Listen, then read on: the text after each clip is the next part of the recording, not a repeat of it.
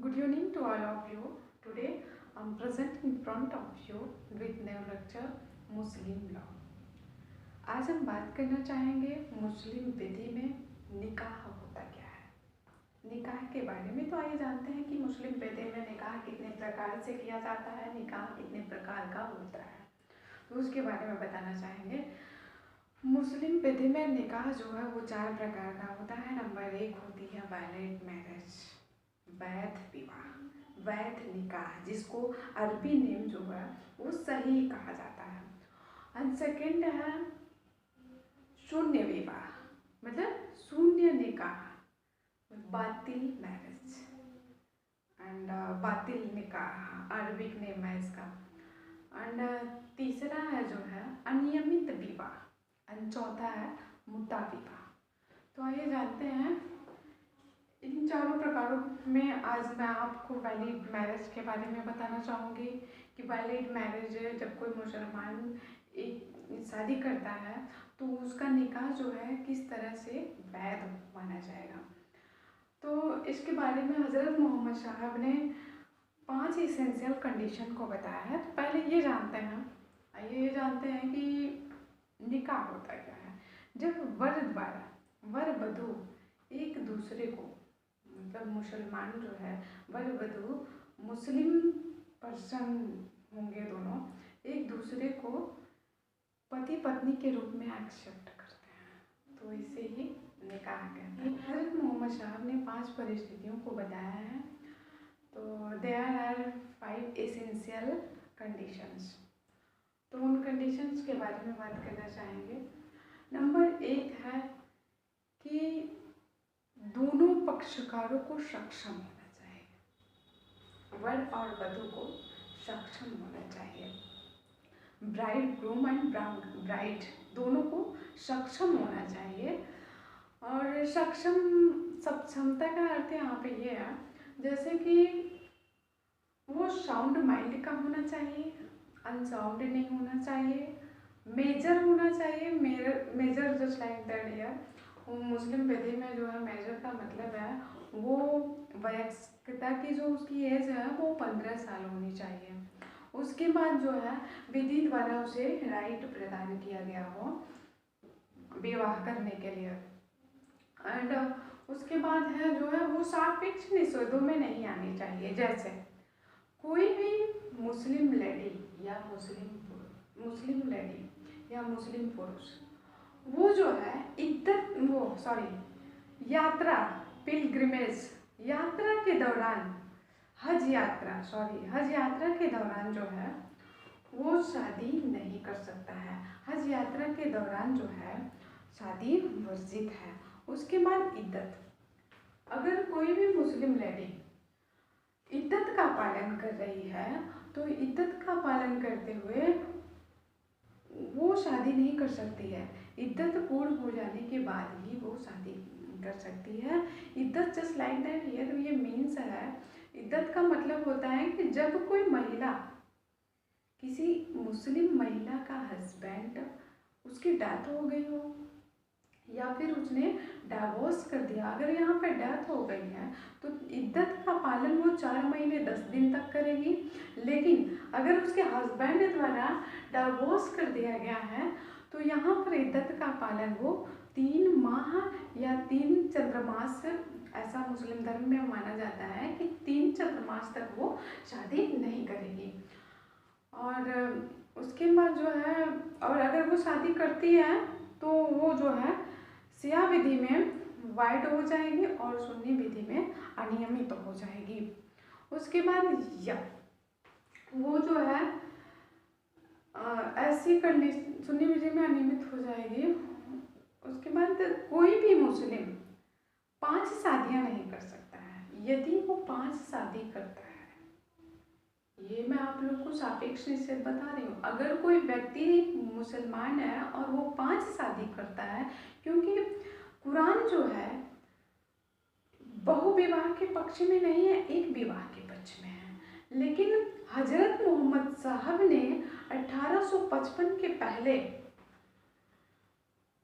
महिलाओं को संरक्षण देने के लिए, उनकी इतनी दयनीय दशा थी उस समय समाज में महिलाएं असुरक्षित थीं, तो उनको सुरक्षा प्रदान करने के लिए उस समय उन्होंने कहा था कि एक मुसलमान जो है वो 4 शादियां कर सकता है।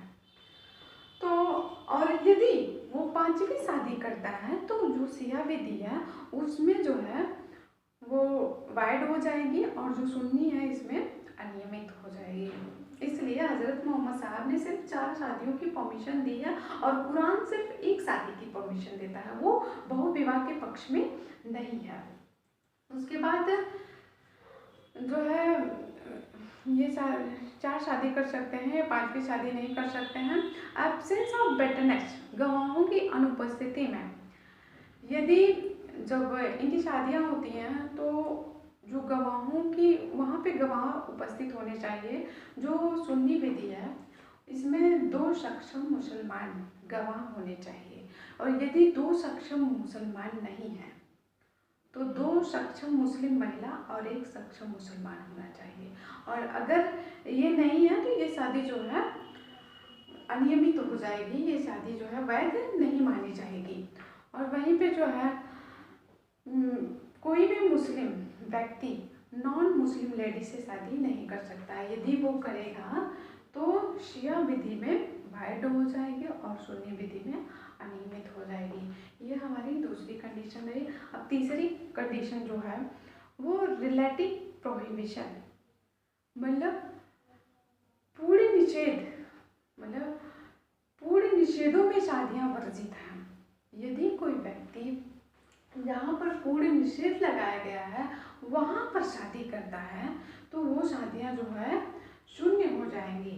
जैसे कोई भी व्यक्ति अपने ब्लड रिलेशन में शादी नहीं कर सकता है। मुसलमान धर्म में उसके ब्लड रिलेशन में शादियाँ करना है, मुसलमान धर्म में ही नहीं हमारे धर्म में भी ऐसा है। जैसे कोई भी व्यक्ति जो है एक just like that example here, एक जो है बच्ची जो है अपने अंकल से शादी नहीं कर सकती, अपने भाई से शादी नहीं कर सकती, ये ब्लड रिलेशन होता है। तो ब्लड रिलेशन में शादियों की मनाही है मुसलमान धर्म में और हमारे धर्म में भी ऐसा, हिंदू धर्म में, हिंदू मैथोलॉजी में भी ऐसा होता है। उसके बाद कोई भी जो है मुस्लिम महिला जो है वो ब्लड रिलेशन भी नहीं करेगी एंड वो निकटतम संबंधियों में भी नहीं करेगी। निकटतम संबंधी जस्ट लाइक दैट एक व्यक्ति है और यहाँ पे एक व्यक्ति है और उसकी वाइफ की डेथ हो जाती है और एक महिला है उसके हस्बैंड की डेथ हो जाती है और उस महिला की एक बेटी भी रहती है।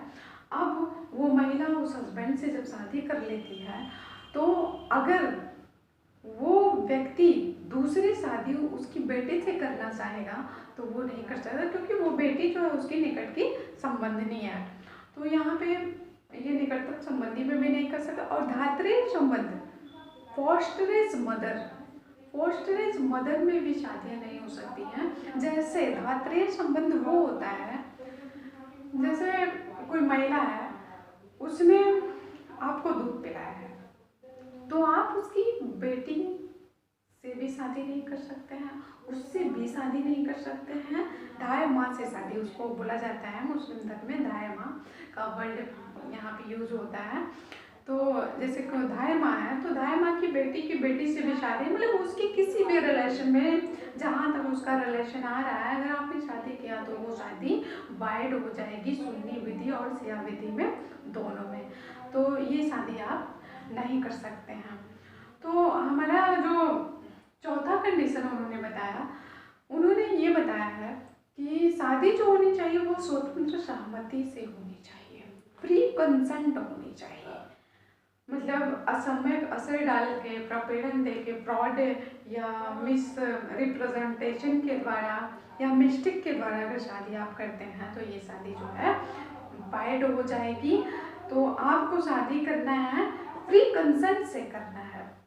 और 5वीं कंडीशन उन्होंने बताया है कि औपचारिकताओं का पालन करना है, फॉर्मेलिटीज जो है उनका पालन करना है। फॉर्मेलिटीज को लेके यहाँ पे ये बताया गया है कि जो मुसलमान धर्म में प्रपोजल एंड एक्सेप्टेंस होता है, इजाब एंड कबूल जाता है। तो अगर जो है कोई व्यक्ति अपनी तरफ से इजाब भेज रहा है तो वहाँ पे जो है सेकंड पार्टी की तरफ से कबूल आना चाहिए। इसमें इजाब किसी की भी तरफ से जा सकता है।